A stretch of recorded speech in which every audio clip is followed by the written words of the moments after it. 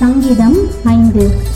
நெகினோத் என்னும் வாத்தியத்தில் வாசிக்க ராக தலைவனுக்கு ஒப்புவிக்கப்பட்ட தாவீதின் சங்கீதம். கர்த்தாவே, என் வார்த்தைகளுக்கு செவி கொடும், என் தியானத்தை கவனியும். நான் உம்மிடத்தில் விண்ணப்பம் பண்ணுவேன். என் ராஜாவே, என் தேவனே, என் வேண்டுதலின் சத்தத்தை கேட்டருளும். கர்த்தாவே, காலையிலே என் சத்தத்தை கேட்டருளுவீர். காலையிலே உமக்கு நேரே வந்து ஆயத்தமாகி காத்திருப்பேன். நீ துன்மார்க்கத்தில் பிரியப்படுகிற தேவன் அல்ல.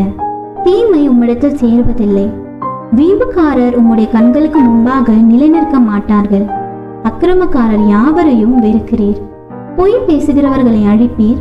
இரத்த பிரியனையும் சூதுள்ள மனுஷனையும் கர்த்தர் அருவருக்கிறார்.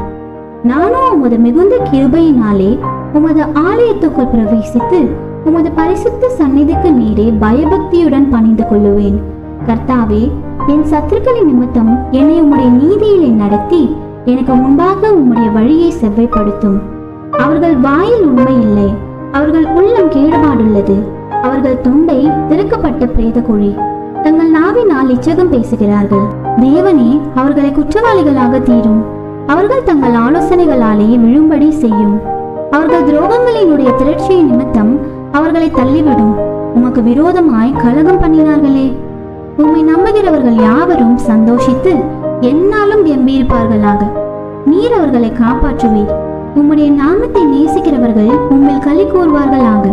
கர்த்தாவே, நீர் நீதிமானை ஆசீர்வதித்து காருண்யம் எனும் கேடகத்தினால் அவனை சூழ்ந்து கொள்ளுவீர்.